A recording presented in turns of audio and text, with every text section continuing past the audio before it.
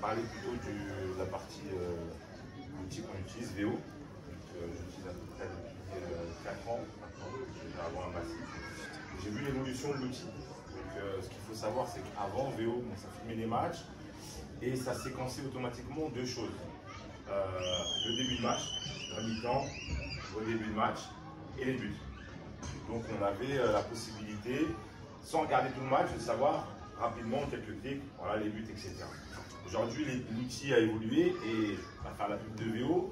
Mais l'idée, en fait, chez VO, c'est que cet outil-là soit fait pour le monde amateur et nous fasse gagner du temps. C'est-à-dire sans avoir besoin de logiciels de découpage, sans avoir de passer du temps sur le séquençage, identifier voilà, les temps où il y a les corners, où il y a les coups francs, où il y a les buts, où il y a ceci, il y a cela. Donc le but, c'est de gagner du temps, de pouvoir voir soit le match en entier, soit voir des séquences prédécoupées. Et donc, là, il y a un outil qui est supplémentaire, qui s'est ajouté, VO Analytics, qui est payant. Donc, c'est 30 € par mois. C'est un petit budget quand même, mais qui permet d'avoir encore plus de fonctionnalités et finalement de nous faire gagner encore plus de temps. Donc, c'est ce que je vais présenter. Moi, c'est ce que j'utilise à Massy, qu'on n'a pas la chance d'avoir ici. Mais ça fait gagner du temps, notamment pour voir un petit peu rapidement la physionomie du match. Donc, quelle fonctionnalité intéressante pour un coach amateur? Alors, on va essayer d'être plutôt pragmatique. Donc, le premier outil qu'il y a dans cette fonction payante, qu'il n'y a pas dans la fonction classique, donc normalement, le match, en général, voilà, on met son trépied, sa caméra, au moment de l'échauffement. On évite de le faire au dernier moment, au cas où ça bug, au cas où nous, on doit être déjà dans des directives, des choses, etc. Donc, on le met à peu près 20 minutes, 30 minutes avant, je ne sais pas les autres coachs, mais en général, voilà, moi, je fais ça. Et dans la fonctionnalité de base, ça détecte automatiquement le coup d'envoi. Ce qui se passe avant, en fait, sauf si on veut voir des choses sur l'échauffement, mais ce n'est pas du temps de perdu. Avec la VO Analytics, on a la possibilité d'avoir un tableau de score avec première mi-temps, deuxième mi-temps et le compteur du temps. Ce qu'on n'a pas dans la version classique. Dans la version classique, tu branches ta caméra, tu l'allumes, par exemple, match à 13 h, tu mets à 12h30.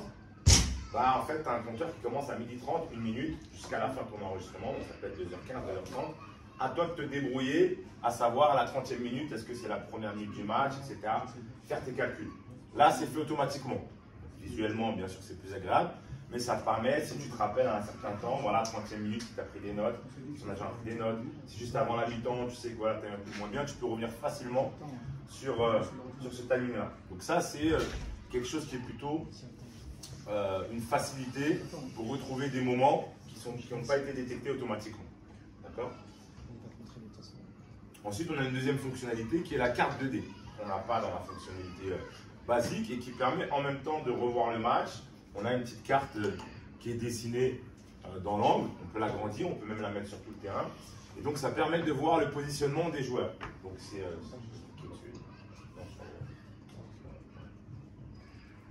voilà, on voit le déplacement des joueurs en temps réel.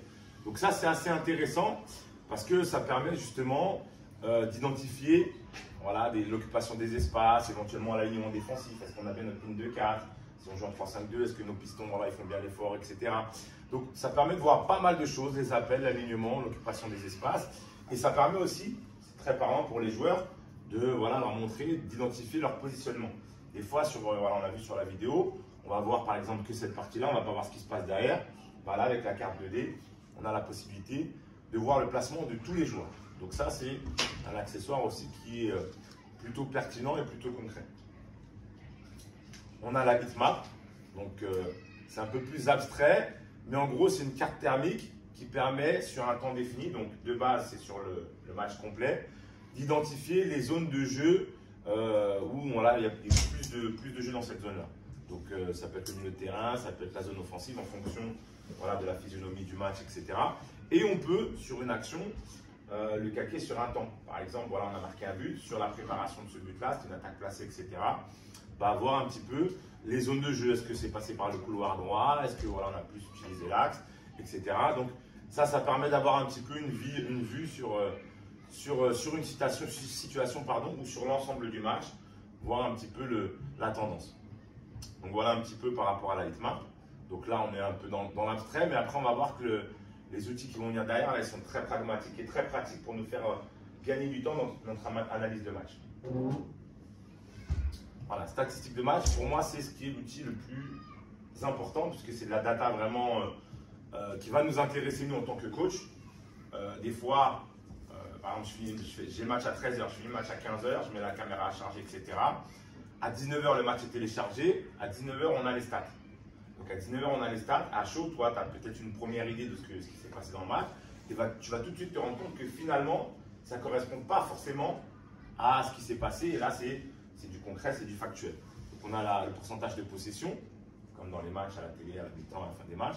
Le temps de possession en minutes. Donc le match a duré 90 minutes. Sur ces 90 minutes, combien de temps j'ai eu la balle concrètement? Le nombre de possessions gagnées. Donc on n'avait pas la balle, on l'a récupérée. Donc combien de fois c'est arrivé? Le nombre de passes réalisées sur l'ensemble du match. 150, 170, 200 passes. D'accord? Réalisées et réussies. Le nombre de tirs, le nombre de coups francs et corners. Donc là, on va prendre un exemple pratique.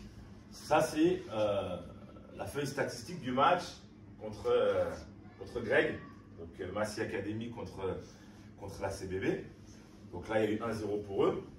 Moi, quand je suis sorti du match, dans ma tête, on était à 60, 70% de possession, etc. C'était un hold-up, etc.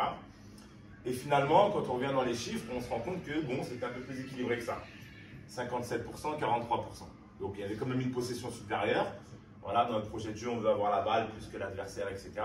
Donc ça, on va dire, tout de suite, on arrive à voir, c'est maîtrisé, c'est pas maîtrisé, ok. Ensuite, capacité à maîtriser la possession. Donc, on a eu la balle, on va dire, plus que l'adversaire.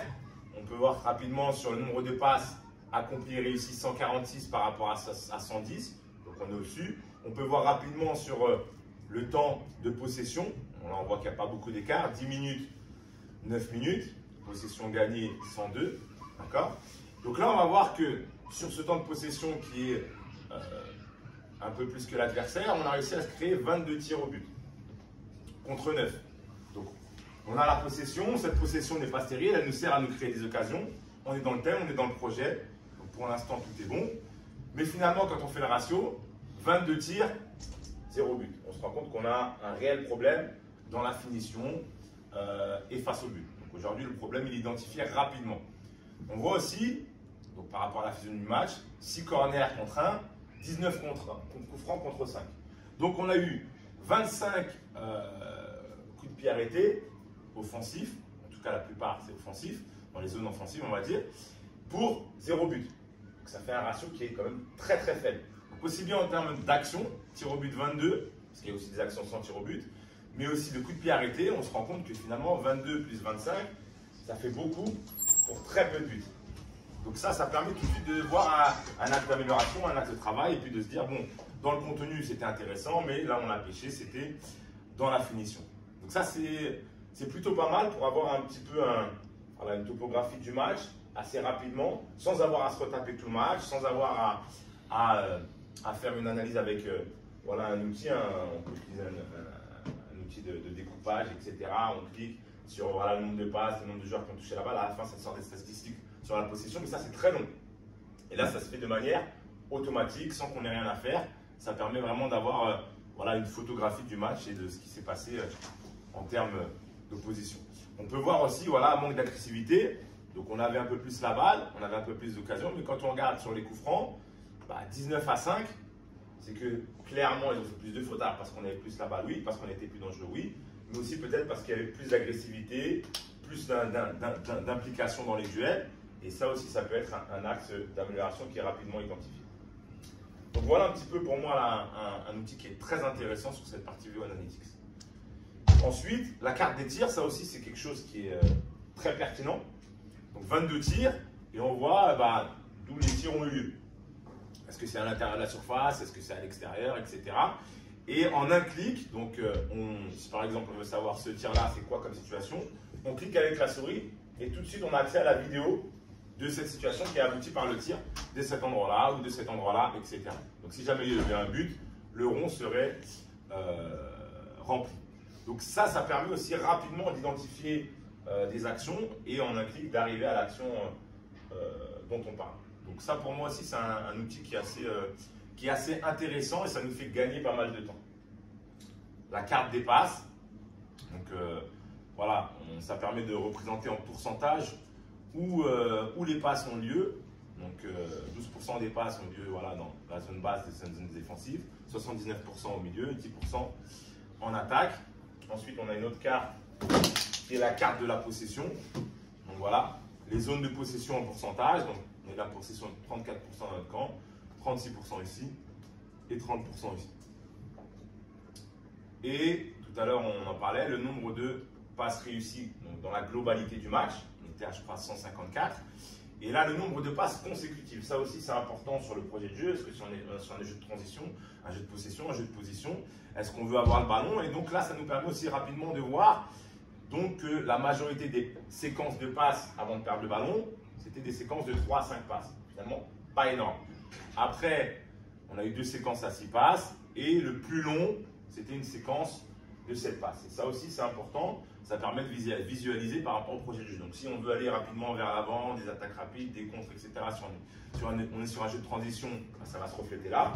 Si on cherche à être sur un jeu de possession, un jeu de position, avoir le ballon, et qu'on se rend compte que finalement, tous les 3, 4, 5 passes, il y a de la perte, il y a du déchet, c'est que quelque part, techniquement, on a beaucoup de déchets, on n'est pas suffisamment bon, et c'est aussi un axe de travail sur les séances d'entraînement, ou parce qu'on ne trouve pas le joueur libre, donc, par rapport au placement et au déplacement des partenaires.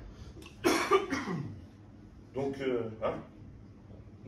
voilà globalement l'outil VO Analytics. En gros, c'est un petit budget, mais ça permet de gagner pas mal de temps sur l'analyse collective. Et après, ça permet de revenir sur des situations en quelques clics, etc.